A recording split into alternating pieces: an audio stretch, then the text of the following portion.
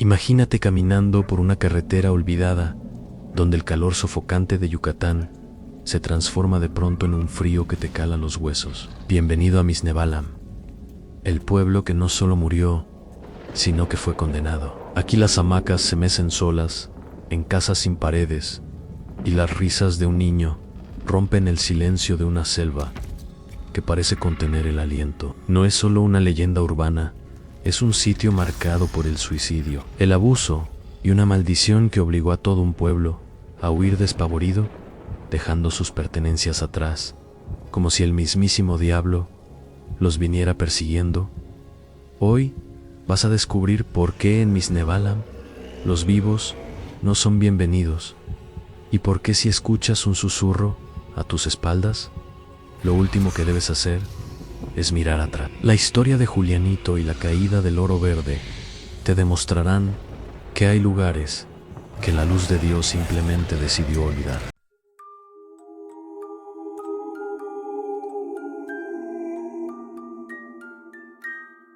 Exploración siniestra.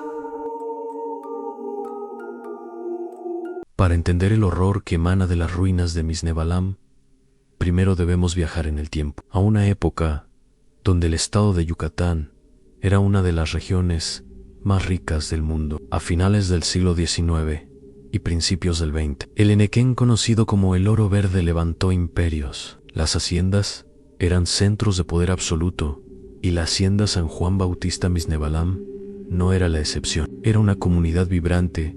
Cientos de trabajadores despertaban con el sonido de las campanas, cortando las duras hojas del agave bajo un sol inclemente.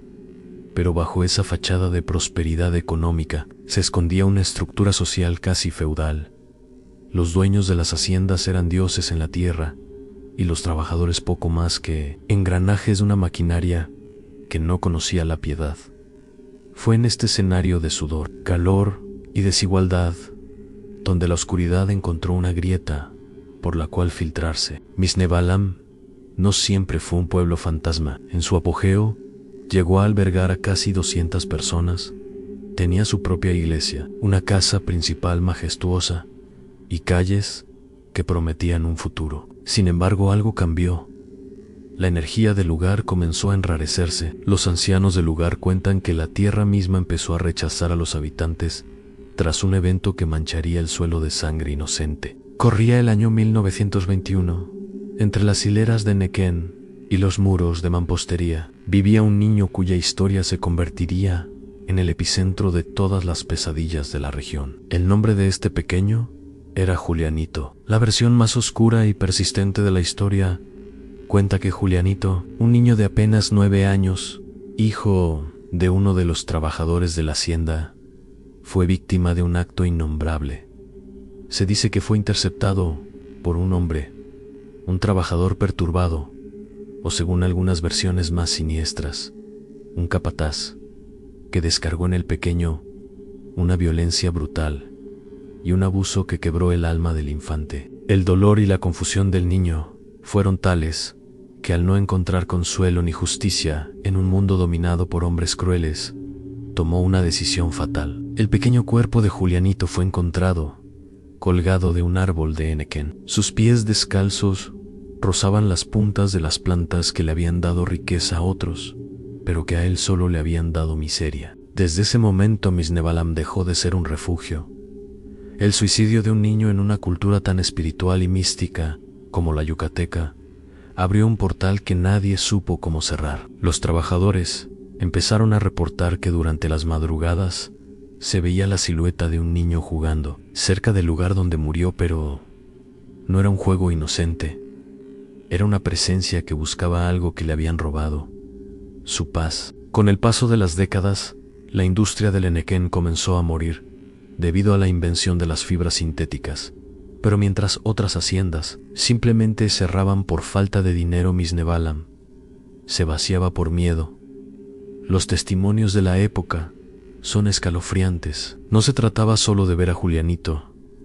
La gente hablaba de don Fidencio, el antiguo dueño de la hacienda, cuyo espíritu parecía haberse quedado anclado a su propiedad, vigilando con ojos de fuego. Cualquiera que osara profanar sus dominios Los pocos que se quedaban relataban como las puertas de la iglesia se abrían de par en par a medianoche, dejando salir un canto gregoriano que no pertenecía a este plano. El morbo comenzó a atraer a curiosos, pero casi todos salían huyendo antes de que el sol se ocultara. Se dice que si entras a la casa principal y dejas un juguete, al regresar unos minutos después, el objeto ha cambiado de lugar o tiene marcas de dientes pequeños. La atmósfera en Misnebalam se volvió tan densa que el aire se sentía como plomo. Para el año 2005, el último habitante abandonó el pueblo.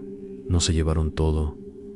Muchas casas quedaron con los platos en la mesa y la ropa en los armarios, como si hubieran tenido que escapar de algo que apareció de repente entre la maleza. Hoy Misnebalam es un esqueleto de piedra devorado por la selva, pero los esqueletos a veces se levantan para contar sus verdades. Lo que hace que Misnebalam sea un lugar único para la exploración siniestra no es solo lo que pasó hace un siglo, sino lo que sucede ahora.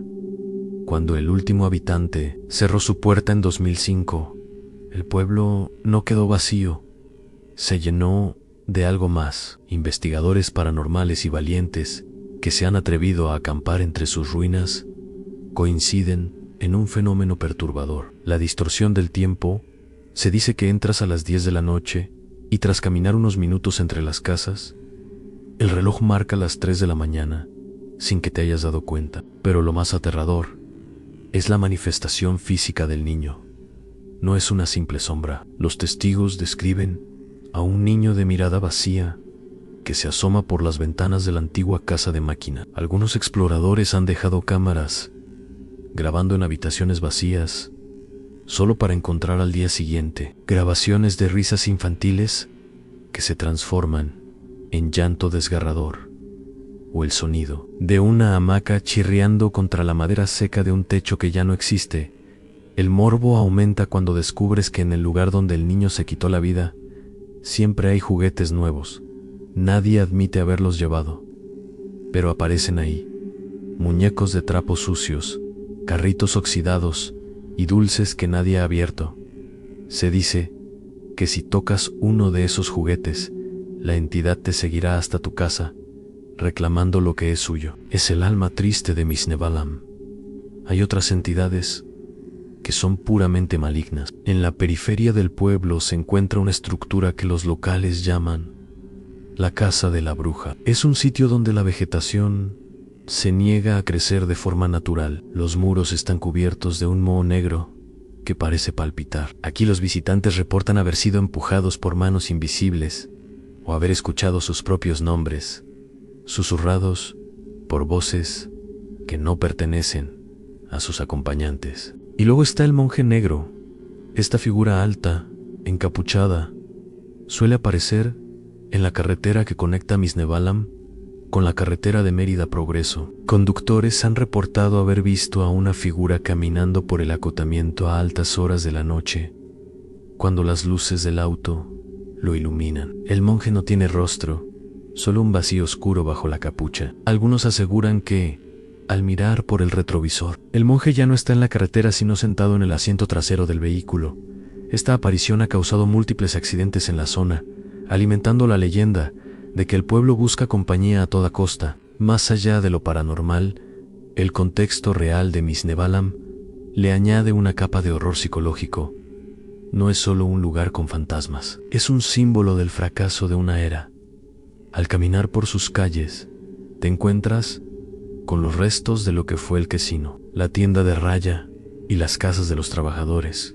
La razón técnica de su abandono fue la falta de agua y el declive del Enequén. Pero la razón real que dan los descendientes de los antiguos habitantes es que la tierra se volvió estéril espiritualmente. Dicen que el dolor de los mayas explotados durante siglos y la tragedia del niño crearon una especie de vórtice de energía negativa. Hoy en día la policía local evita patrullar la zona de noche. Prefieren dejar que el pueblo fantasma se devore a sí mismo. Incluso los animales evitan entrar a ciertas áreas de la hacienda. No hay cantos de pájaros, solo un silencio sepulcral que te zumba en los oídos hasta que sientes que vas a perder la razón. Misnebalam sigue ahí, esperando bajo el sol abrasador de Yucatán, o bajo la luna fría que ilumina sus muros de piedra. Es un recordatorio de que la historia no siempre se queda en los libros. A veces se queda atrapada entre las paredes de una casa abandonada, esperando a que alguien con una linterna y una cámara se atreva a entrar. ¿Tendrías el valor de pasar una noche en la casa del niño? ¿O de pedirle un deseo a las sombras de la casa de la bruja? Algunos dicen que los que van nunca vuelven a ser los mismos. Algo de esa oscuridad se les queda pegado en la piel como el polvo de las ruinas. Si este viaje por el lado más oscuro de Yucatán te ha helado la sangre, no olvides que esto es solo el comienzo. Nos adentramos en los rincones donde nadie más se atreve a mirar buscando la verdad detrás de las pesadillas. Suscríbete al canal para que no te pierdas nuestra próxima expedición al corazón del horror. Activa la campanita de notificaciones. Nunca sabes cuándo la oscuridad llamará a tu puerta. Y lo más importante, deja un comentario abajo. ¿Conocías la historia de este niño? ¿Has visitado algún pueblo fantasma? Te leemos en los comentarios, si es que te atreves a quedarte un poco más.